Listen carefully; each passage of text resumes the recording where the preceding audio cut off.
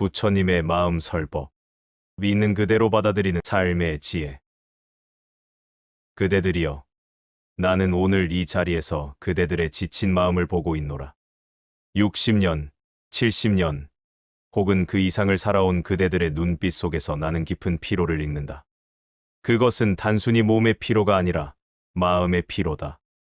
살아온 날들에 대한 아쉬움, 이루지 못한 것들에 대한 후회, 그리고 앞으로 남은 날들에 대한 막막함이 그대들의 어깨를 무겁게 누르고 있음을 내가 안다.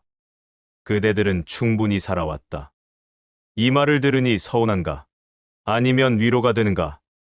내가 말하는 충분히 살아왔다는 것은 그대들이 이제 그만 살아도 된다는 뜻이 아니다.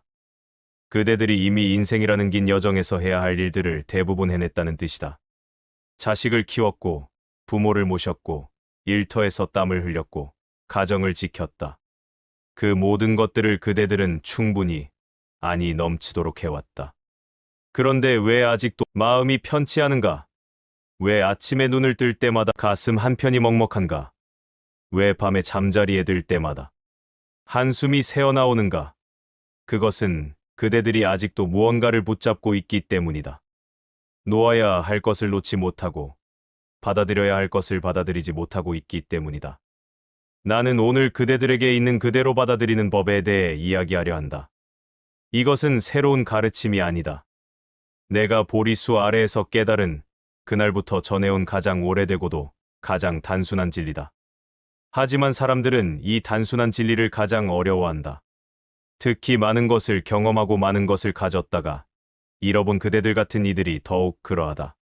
자식 문제로 괴로워하는 이가 있을 것이다. 그토록 정성을 다해 키운 자식이 왜 내 마음을 몰라주는지, 왜 내 기대와는 다른 길을 가는지, 왜 나이 들어가는 부모보다 자기 삶만 챙기는지 원망스러운 마음이 들 것이다. 건강 문제로 불안해하는 이도 있을 것이다. 한때는 그렇게 튼튼했던 몸이 이제는 여기저기 삐걱거리고 병원을 제 집처럼 드나들며 약봉지를 한 움큼씩 들고 다니는 자신의 모습이 초라하게 느껴질 것이다. 배우자와의 관계로 외로워하는 이도 있을 것이다. 함께 늙어간다는 것이 이렇게 쓸쓸한 일인지 몰랐을 것이다. 말은 통하지 않고 정은 식어버렸고 그저 한 지붕 아래 사는 남남 같은 느낌에 가슴이 시릴 것이다. 돈 걱정에 잠 못 이루는 이도 있을 것이다. 평생 아껴 쓰고 모아놓은 것이 병원비와 약값으로 빠져나가고 자식들 뒷바라지에 써버리고 이제 남은 것이 얼마 없다는 생각에 불안할 것이다. 그대들이여, 내가 묻겠다. 이 모든 괴로움의 원인이 무엇이라고 생각하는가? 자식 때문인가? 병 때문인가? 배우자 때문인가? 돈 때문인가? 아니다. 그 모든 것은 단지 겉으로 드러난 현상일 뿐이다. 진짜 원인은 그대들의 마음이 있는 그대로를 받아들이지 못하고 있기 때문이다. 마음이 계속해서 거부하고 저항하고 싸우고 있기 때문이다. 나무가 바람에 흔들리는 것을 본 적이 있는가? 나무는 바람을 거부하지 않는다. 바람이 불면 흔들리고 바람이 그치면 멈춘다. 그것이 전부다. 나무는 왜 하필 지금 바람이 부는가? 하고 묻지 않는다. 내일은 바람이 불지 않았으면 하고 바라지도 않는다. 그저 지금 이 순간 부는 바람을 있는 그대로 받아들일 뿐이다. 그런데 사람의 마음은 어떠한가? 끊임없이 거부한다. 이것은 싫다. 저것은 좋다. 이렇게 되어야 하는데 왜 저렇게 되었나? 예전에는 이랬는데 지금은 왜 이러한가? 이런 거부가 바로 괴로움의 씨앗이다. 내가 젊은 시절, 아직 깨달음을 얻기 전의 일이다. 궁궐에서 나와 처음으로 늙은이를 보았을 때, 병든 사람을 보았을 때, 죽은 사람을 보았을 때 나는 큰 충격을 받았다. 왜냐하면 나는 그때까지 그런 것들을 받아들일 준비가 되어 있지 않았기 때문이다. 늙음, 병듦, 죽음. 이것들은 누구도 피할 수 없는 삶의 진실이다. 그런데 사람들은 이것을 받아들이려 하지 않는다. 젊음을 붙잡으려 하고, 건강을 영원히 유지하려 하고, 죽음을 외면하려 한다. 하지만 그대들이여, 이제는 알 때가 되지 않았는가? 그대들은 이미 충분한 세월을 살아오면서 보지 않았는가? 붙잡으려 할수록 더 빨리 빠져나가고 거부할수록 더 크게 다가온다는 것을. 마음이 괴로운 것은 세상이 그대를 괴롭히기 때문이 아니다. 그대의 마음이 세상을 있는 그대로 받아들이지 못하고 계속해서 거부하기 때문이다. 물은 높은 곳에서 낮은 곳으로 흐른다. 이것은 자연의 이치다. 그런데 만약 물이 나는 낮은 곳으로 가고 싶지 않다, 높은 곳으로 거슬러 올라가고 싶다고 한다면 어떻게 되겠는가? 불가능한 일이다. 설령 잠시 인위적인 힘으로 물을 높은 곳으로 올려놓는다 해도 그 힘이 사라지면 물은 다시 낮은 곳으로 흐를 것이다. 인생도 마찬가지다. 젊음은 늙음으로 흐르고 만남은 이별로 흐르고 가진 것은 잃는 것으로 흐른다. 이것이 삶의 자연스러운 흐름이다. 그런데 사람들은 이 흐름을 거부하려 한다. 그래서 괴로운 것이다. 2부. 있는 그대로 받아들이지 못하는 인간의 마음. 그대들이여, 내가 묻겠다. 그대는 오늘 아침에 일어나서 거울을 보았는가? 그때 무엇을 보았는가? 주름진 얼굴을 보고 한숨을 쉬지 않았는가? 희끗희끗한 머리카락을 보고 마음이 무거워지지 않았는가? 예전과 달라진 모습을 보고 나도 이제 늙었구나 하는 생각에 우울해지지 않았는가? 이것이 바로 비교하는 마음이다. 비교하는 마음은 괴로움을 낳는 가장 큰 원인 중 하나다. 과거의 나와 지금의 나를 비교하고 남과 나를 비교하고 이상과 현실을 비교한다. 그리고 그 비교 속에서 늘 지금의 나는 부족하고 초라하게 느껴진다. 예전에는 이 정도 일은 거뜬히 해냈는데 이제는 왜 이렇게 힘든가? 옆집 누구는 자식이 그렇게 잘 되었다는데 우리 자식은 왜 이 모양인가? 텔레비전에 나오는 저 사람은 나보다 나이가 많은데도 저렇게 건강한데 나는 왜 이렇게 병이 많은가? 이런 비교가 그대를 괴롭힌다. 그런데 내가 말하겠다. 비교란 무엇인가? 비교는 마음이 만들어낸 환상이다. 왜냐하면 이 세상에 똑같은 두 사람은 없고 똑같은 두 순간도 없기 때문이다. 그대가 젊었을 때의 그대와 지금의 그대는 다른 사람이다. 옆집 사람과 그대는 완전히 다른 인생을 살아왔다. 그런데 어떻게 비교할 수 있다는 말인가? 강물을 보라. 어제 흐르던 물과 오늘 흐르는 물이 같은가? 아니다. 매 순간 다른 물이 흐른다. 그런데 우리는 그것을 같은 강이라고 부른다. 인생도 그와 같다. 매 순간 변하고 있는데 우리는 그것을 붙잡고 예전과 같아야 한다고 우긴다. 과거에 집착하는 마음도 마찬가지다. 그때 그렇게 하지 말았어야 했는데, 그때 그 선택을 했더라면 지금쯤 어떻게 되었을까? 그때로 돌아갈 수만 있다면. 이런 생각들이 그대를 괴롭히지 않는가? 하지만 과거는 이미 지나갔다. 아무리 후회해도, 아무리 그리워해도, 아무리 원망해도 과거는 돌아오지 않는다. 그런데 왜 계속 과거를 붙잡고 있는가? 그것은 마치 이미 떠난 기차를 붙잡고 돌아와라, 돌아와라 하고 외치는 것과 같다. 기차는 이미 떠났다. 그대가 할 수 있는 것은 다음 기차를 기다리는 것뿐이다. 그런데 떠난 기차만 바라보고 있으면 다음 기차가 와도 타지 못한다. 이래야 했는데 라는 후회의 반복도 그대를 괴롭힌다. 자식을 그렇게 키우지 말았어야 했는데, 그 사업을 하지 말았어야 했는데, 그 사람과 결혼하지 말았어야 했는데, 이런 후회가 매일 그대의 마음을 갉아먹는다. 하지만 내가 말하겠다. 그대가 그때 그런 선택을 한 것은 그때의 그대가 할 수 있는 최선이었다. 그때의 상황에서, 그때의 지혜로, 그때의 마음으로 한 선택이었다.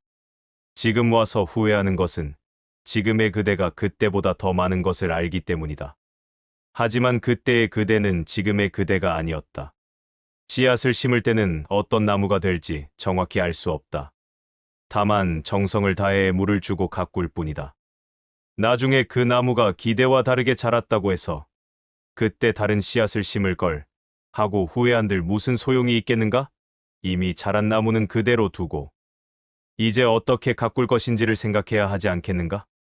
자식에 대한 기대, 배우자에 대한 기대, 돈에 대한 기대, 명예에 대한 기대. 이런 기대들이 그대를 더욱 괴롭게 만든다. 내가 이만큼 해줬으니 자식도 이만큼은 해줘야 한다. 부부란 이래야 한다. 이 나이가 되면 이 정도는 모아놨어야 한다. 남들에게 이 정도는 인정받아야 한다. 기대가 크면 클수록 실망도 크고, 실망이 크면 클수록 괴로움도 크다. 그런데 그대가 기대하는 것들은 정말 그래야만 하는 것들인가? 아니면 그대가 마음속에 그려놓은 그림일 뿐인가? 자식은 그대의 소유물이 아니다. 자식은 자식의 인생을 살아가는 독립된 존재다. 그대가 아무리 사랑하고 아무리 정성을 쏟았다 해도 자식의 인생은 자식의 것이다. 그대의 기대대로 살아야 할 의무는 없다. 배우자도 마찬가지다. 배우자는 그대의 기대를 충족시키기 위해 존재하는 사람이 아니다. 배우자도 자기 나름의 생각이 있고 자기 나름의 삶의 방식이 있다. 그것이 그대와 다르다고 해서 틀린 것은 아니다. 돈도 그렇다. 돈은 필요한 만큼 있으면 된다. 남과 비교해서 많고 적음을 따질 필요가 없다. 오늘 먹을 것이 있고 오늘 잘 곳이 있으면 그것으로 충분하다. 내일의 일은 내일의 그대가 해결할 것이다. 노년기에 이르면 이런 집착이 더욱 깊어진다. 왜 그럴까? 그것은 이제 바꿀 수 있는 것이 많지 않다는 것을 알기 때문이다. 젊을 때는 아직 시간이 있다. 앞으로 바꿀 수 있다. 는 희망이 있었다. 하지만 노년이 되면 이제 남은 시간이 얼마 없다. 이대로 끝나는 것인가 하는 불안이 생긴다. 그래서 더욱 붙잡으려 한다. 지나간 것들을 붙잡고 남은 것들을 붙잡고 사라져가는 것들을 붙잡으려 한다. 하지만 붙잡을수록 더 빨리 빠져나간다. 모래를 손에 쥐어본 적이 있는가? 꽉 쥐면 쥘수록 손가락 사이로 더 많이 빠져나간다. 오히려 손을 살짝 오므리고 있으면 모래가 손 안에 머문다. 인생도 그와 같다. 꽉 붙잡으려 할수록 더 빨리 사라지고 살짝 놓아줄 때 오히려 곁에 머문다. 그대들이여, 나는 그대들의 마음을 안다. 그래도 서운한 것은 서운한 것이고 억울한 것은 억울한 것이다 라고 말하고 싶을 것이다. 그렇다. 그 마음을 나도 안다. 나도 한때는 그런 마음을 가졌었다. 깨달음을 얻기 전 나도 왕자로서의 삶에 집착했고 가족에 대한 미련이 있었고 편안한 삶을 놓기가 아쉬웠다. 하지만 내가 그 모든 것을 놓았을 때 비로소 진정한 자유를 얻었다. 놓는다는 것은 잃는 것이 아니라 자유로워지는 것이다. 3부. 생선 싼 종이에서는 비린내가 나고 향을 싼 종이에서는 향냄새가 난다. 그대들이여, 이제 내가 하나의 비유를 들어 설명하겠다. 이 비유를 잘 들으라. 그리고 마음 깊이 새기라. 시장에 가면 생선을 파는 곳이 있다. 생선 장수는 생선을 종이에 싸서 손님에게 건네준다.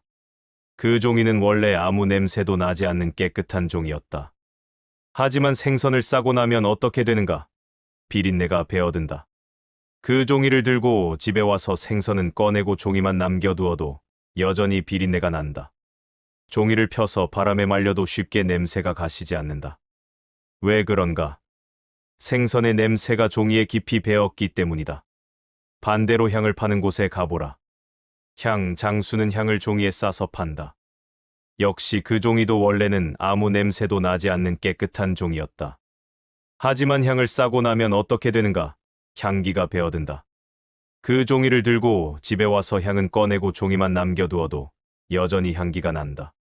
종이를 접어서 서랍에 넣어두면 서랍 전체에 은은한 향기가 퍼진다.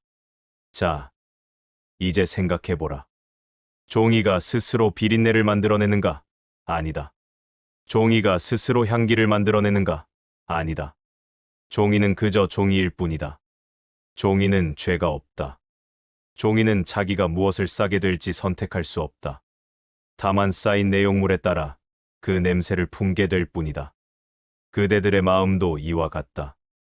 마음은 원래 깨끗한 종이와 같다.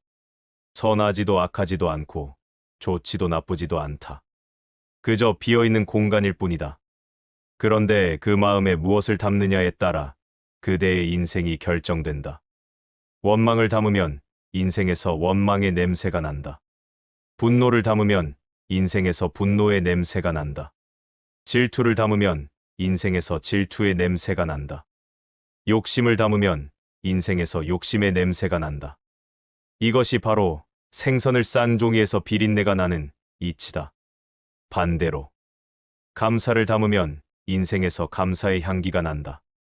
자비를 담으면 인생에서 자비의 향기가 난다. 수용을 담으면 인생에서 평화의 향기가 난다. 놓아줌을 담으면 인생에서 자유의 향기가 난다. 이것이 바로 향을 싼 종이에서 향기가 나는 이치다. 그대들이여, 잘 들으라. 세상이 그대를 괴롭힌 것이 아니다. 그대의 마음이 무엇을 품고 있었는지를 돌아보라. 자식이 서운하게 한 것이 사실일 수도 있다. 하지만 그 서운함을 계속 마음에 품고 있는 것은 그대의 선택이다. 서운함을 품으면 품을수록 그대의 인생은 서운함의 냄새로 가득 찬다. 배우자가 그대를 실망시킨 것이 사실일 수도 있다.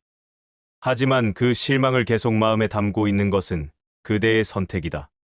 실망을 담으면 담을수록 그대의 인생은 실망의 냄새로 가득 찬다. 병이 그대를 힘들게 하는 것이 사실일 수도 있다.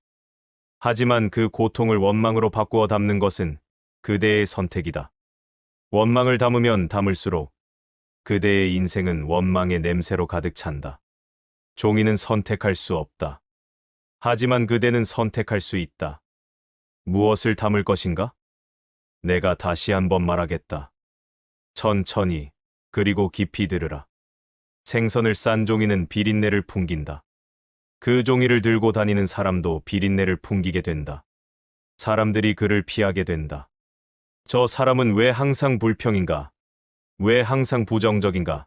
왜 항상 남 탓인가? 하지만 향을 싼 종이는 향기를 풍긴다. 그 종이를 들고 다니는 사람도 향기를 풍기게 된다. 사람들이 그에게 다가온다. 저 사람은 왜 항상 평화로운가? 왜 항상 긍정적인가? 왜 항상 감사하는가? 그대는 지금 어떤 냄새를 풍기고 있는가? 그대의 자식들이, 그대의 이웃들이, 그대를 만나는 사람들이 그대에게서 어떤 냄새를 맡고 있는가? 혹시 그대가 외롭다고 느낀다면, 혹시 사람들이 그대를 피한다고 느낀다면, 그것은 그들이 나쁜 사람이어서가 아니라 그대가 풍기는 냄새 때문일 수도 있다. 비린내 나는 종이를 누가 곁에 두고 싶겠는가? 하지만 향기 나는 종이는 누구나 곁에 두고 싶어 한다. 내가 또 하나의 예를 들겠다. 두 사람이 같은 빗속을 걷고 있다.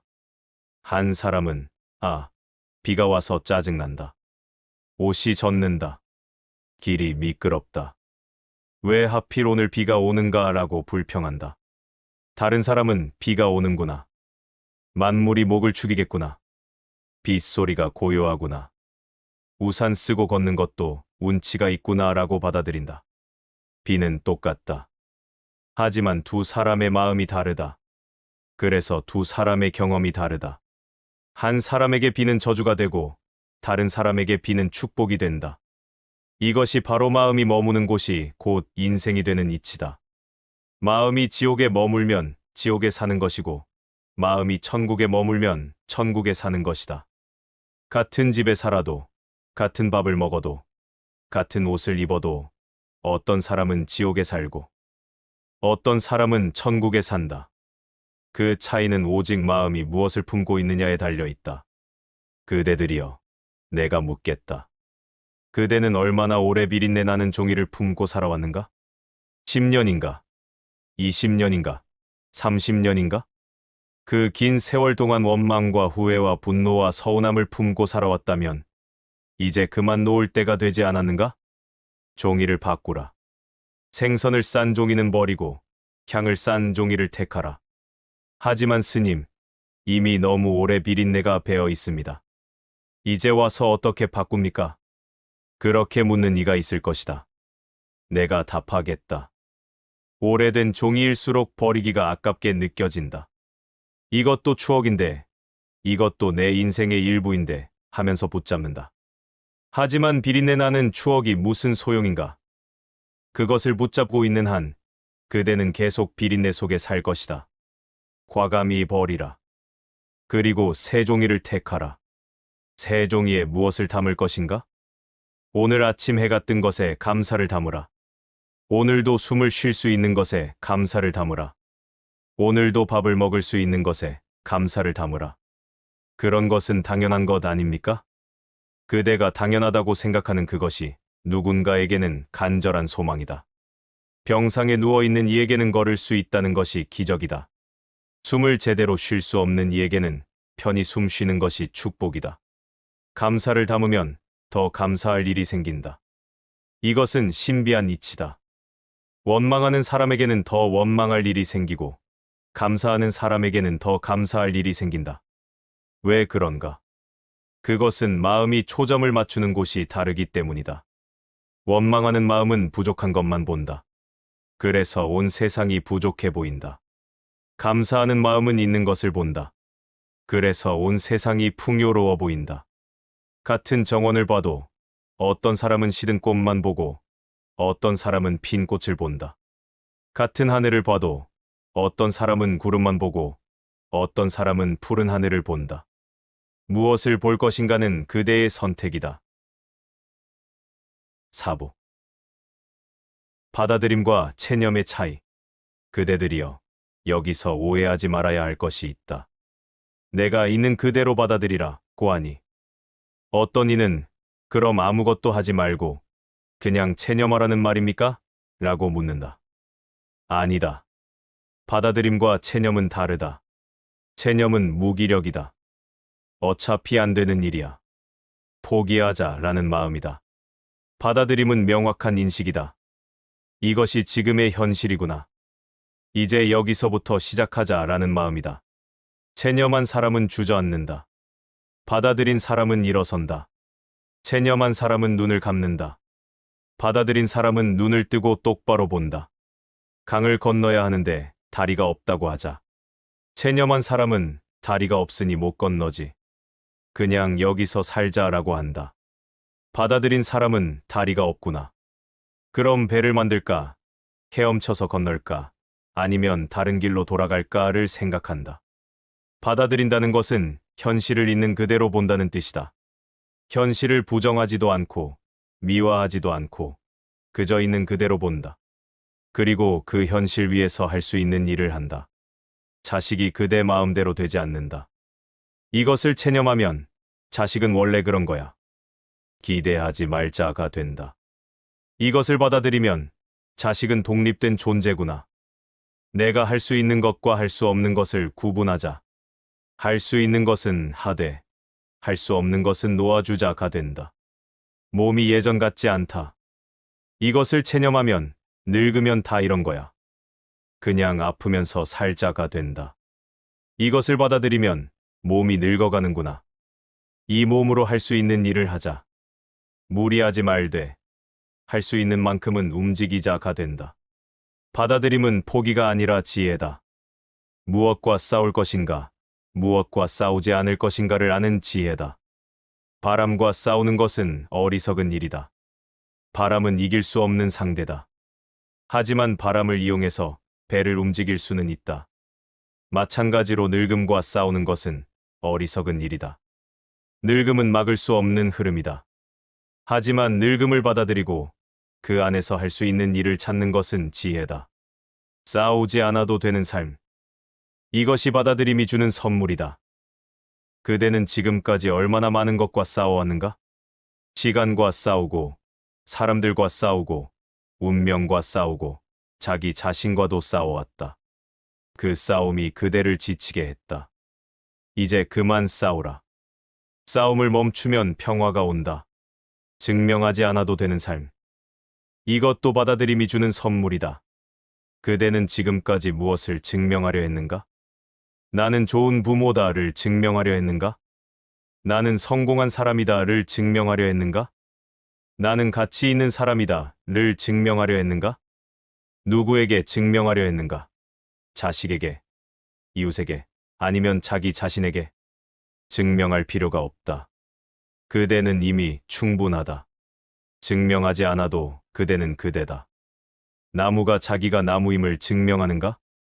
꽃이 자기가 꽃임을 증명하는가? 그들은 그저 존재할 뿐이다. 그것으로 충분하다. 설명하지 않아도 되는 평안. 이것도 받아들임이 주는 선물이다. 왜 자식이 그 모양입니까? 왜 그렇게 사십니까? 왜 혼자 사십니까? 사람들의 이런 질문에 그대는 얼마나 많은 설명을 해왔는가? 그리고 그 설명이 그대를 얼마나 지치게 했는가? 설명할 필요가 없다. 그대의 인생은 그대의 것이다. 남에게 설명할 의무가 없다. 나는 이렇게 산다. 그것으로 충분하다. 받아들인다는 것은 이런 자유를 얻는 것이다. 싸우지 않는 자유. 증명하지 않는 자유. 설명하지 않는 자유. 이것이 진정한 해방이다. 5부. 노년을 위한 실천 가르침. 그대들이여, 이제 구체적으로 어떻게 실천할 것인가를 이야기하겠다. 첫째, 하루에 한 가지씩 내려놓는 연습을 하라. 거창한 것을 내려놓으라는 것이 아니다. 작은 것부터 시작하라. 오늘은 젊었을 때처럼 빨리 걸어야 한다는 생각을 내려놓아라. 천천히 걸어도 된다. 내일은 아침 일찍 일어나야 한다는 강박을 내려놓아라. 몸이 원하는 만큼 쉬어도 된다. 모레는 집이 항상 깨끗해야 한다는 부담을 내려놓아라. 조금 어질러져 있어도 괜찮다. 이렇게 하나씩 내려놓다 보면 어느새 그대는 가벼워진다. 짐을 많이 진 사람은 멀리 가지 못한다. 인생의 마지막 여정을 가는 그대들에게 그 많은 짐이 무슨 필요가 있는가? 필요한 것만 남기고 나머지는 내려놓으라. 둘째, 자식은 자식의 인연임을 인정하라. 그대가 자식을 낳았지만 자식의 인생은 자식의 것이다. 자식에게는 자식의 업이 있고 자식의 인연이 있고 자식이 걸어가야 할 길이 있다. 그대가 아무리 사랑해도 아무리 걱정해도 자식의 인생을 대신 살아줄 수는 없다. 물이 높은 곳에서 낮은 곳으로 흐르듯 자식도 자기 갈 길로 간다. 그것을 막으려 하지 말라. 대신 이렇게 생각하라. 내가 할 수 있는 것은 다 했다. 이제 자식이 알아서 할 것이다. 자식도 실수하면서 배울 것이다. 나도 그랬듯이 자식의 선택을 존중한다. 그것이 자식의 길이니까. 자식을 놓아주는 것은 자식을 버리는 것이 아니다. 자식을 자유롭게 해주는 것이다. 그리고 그대 자신도 자유로워지는 것이다. 셋째, 몸의 병을 적으로 삼지 말라. 병은 적이 아니다. 병은 몸이 보내는 신호다. 이제 좀 쉬어라. 이제 좀 느려져라. 이제 좀 내려놓아라. 이런 신호다. 병과 싸우면 더 아프다. 병을 미워하면 더 괴롭다. 대신 병과 함께 사는 법을 배워라. 아, 오늘은 무릎이 아프구나. 그럼 오늘은 좀 쉬자. 아, 혈압이 높구나. 그럼 짜게 먹지 말고 화내지 말자. 아, 잠이 안 오는구나. 그럼 그냥 누워서 쉬기라도 하자. 병을 친구처럼 대하라. 불편한 친구지만 그래도 오래 함께 갈 친구다. 미워하면서 함께 가는 것보다 받아들이면서 함께 가는 것이 덜 괴롭다. 넷째, 외로움을 밀어내지 말고 동반자로 두라.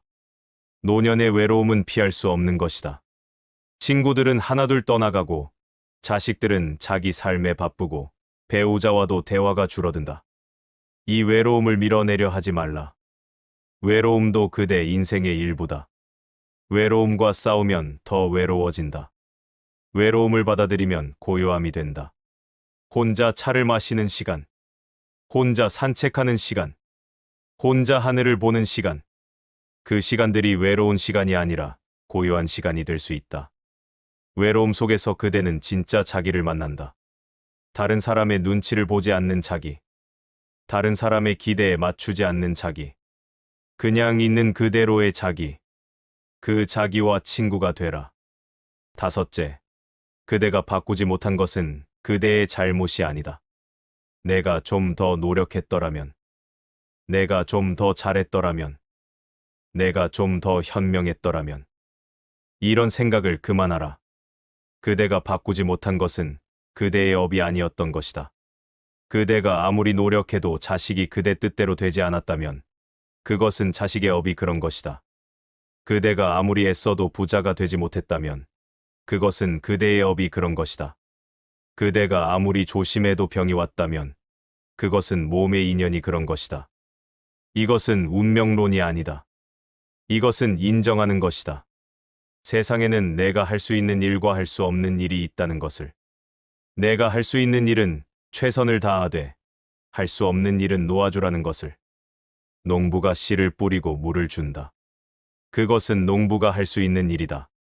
하지만 비가 오고 안 오는 것은 농부가 할 수 없는 일이다. 현명한 농부는 자기가 할 수 있는 일을 다 한 후 나머지는 하늘에 맡긴다. 그대도 그렇게 하라. 6부.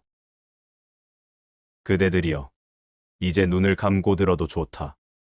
내가 같은 이야기를 다른 방식으로 반복할 것이다. 반복을 통해 더 깊이 스며들게 할 것이다.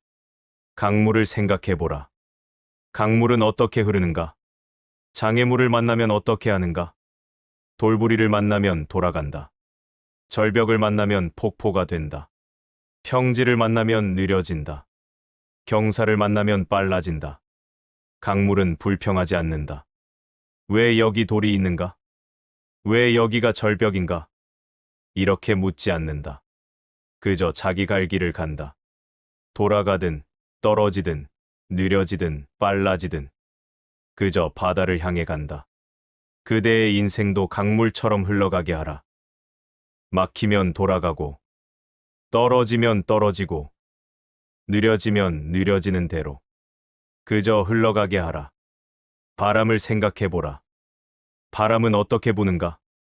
나무를 만나면 나무잎을 흔든다. 풀을 만나면 풀을 눕힌다. 물을 만나면 파도를 만든다. 바람은 차별하지 않는다. 부자의 집이나 가난한 집이나 똑같이 분다. 젊은이에게나 늙은이에게나 똑같이 분다. 바람은 그저 분다. 거부하는 것도 없고 집착하는 것도 없다. 그대의 마음도 바람처럼 자유롭게 하라. 이것저것 가리지 말고 이것저것 차별하지 말고 그저 불어가게 하라. 낙엽을 생각해보라. 가을이 되면 나무잎이 떨어진다. 낙엽은 떨어지면서 울부짖는가? 아직 떨어지고 싶지 않아. 좀 더 나무에 붙어 있고 싶어. 이렇게 외치는가? 아니다. 낙엽은 조용히 떨어진다. 바람이 불면 날아가고 땅에 떨어지면 썩어서 거름이 된다. 그것이 낙엽의 운명이고 낙엽의 길이다. 그대도 때가 되면 낙엽처럼 떨어질 것이다. 그것을 거부하지 말라. 자연스러운 일이다. 떨어지는 것도 아름다울 수 있다. 해질녘을 생각해보라. 해는 저물 때 가장 아름답다. 붉은 노을을 만들고 온 세상을 황금빛으로 물들인다. 해는 저무는 것을 아쉬워하는가? 조금만 더 하늘에 있고 싶어. 아직 지고 싶지 않아. 이렇게 매달리는가? 아니다. 해는 장엄하게 진다. 그리고 내일 다시 뜬다. 그대의 인생도 이제 해질녘이다. 그것을 부정하지 말라. 해질녘도 아름다울 수 있다. 아니, 해질녘이기에 더 아름다울 수 있다. 파도를 생각해보라. 파도는 일어났다가 사라진다. 끊임없이 일어났다가 사라진다. 어떤 파도도 영원하지 않다. 작은 파도도 큰 파도도 모두 일어났다가 사라진다. 그것이 파도의 본질이다. 그대의 감정도 파도와 같다. 기쁨도 일어났다가 사라진다. 슬픔도 일어났다가 사라진다. 분노도 일어났다가 사라진다. 외로움도 일어났다가 사라진다. 어떤 감정도 영원하지 않다.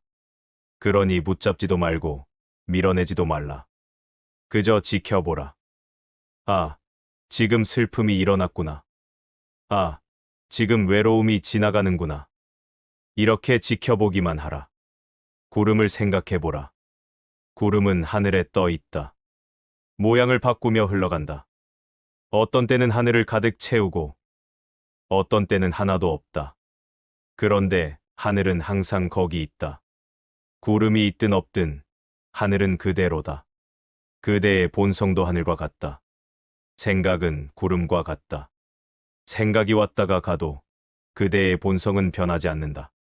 근심이 왔다가 가도, 걱정이 왔다가 가도, 그대의 맑은 본성은 그대로 있다. 구름에 속지 말라.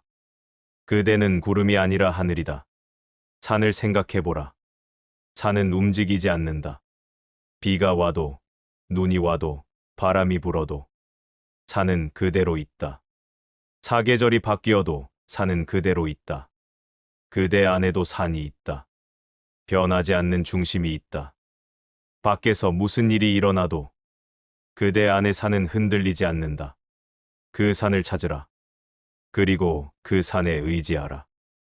7부 마무리 설법.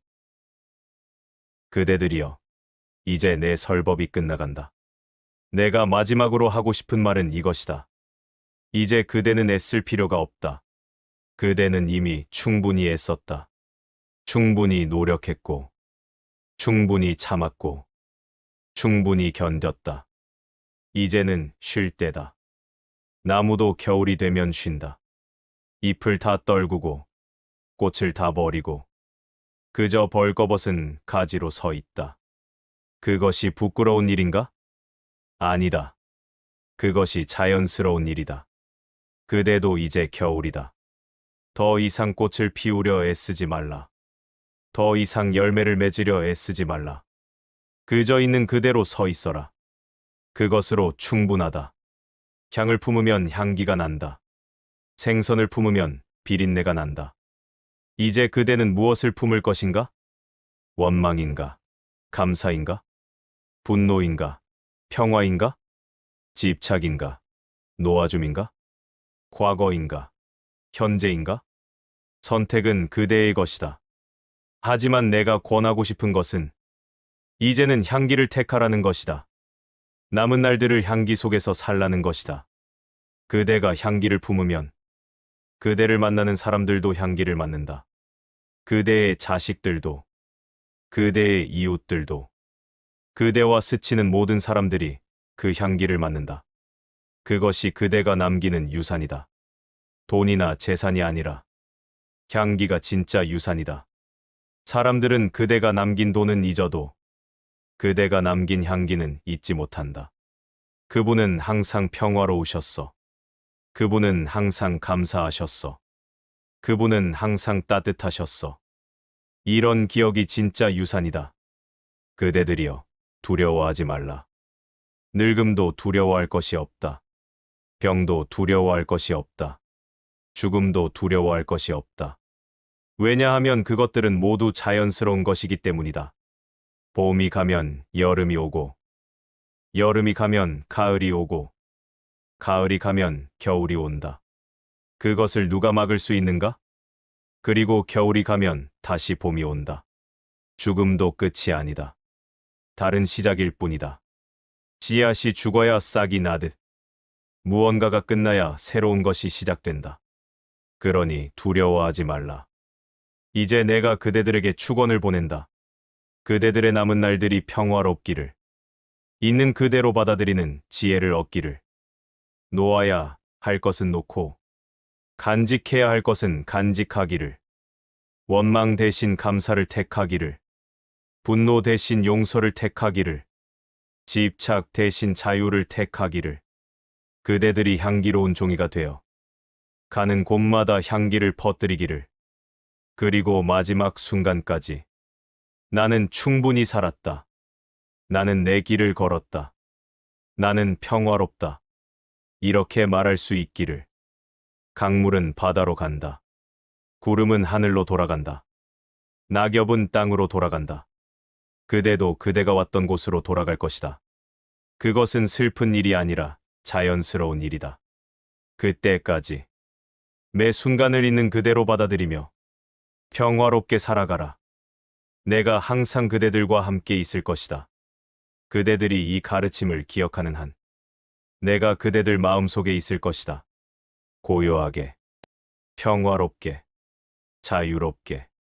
이것이 내가 그대들에게 주는 마지막 선물이다. 받아들이라. 놓아주라. 자유로워져라. 그대들에게 평화가 있기를.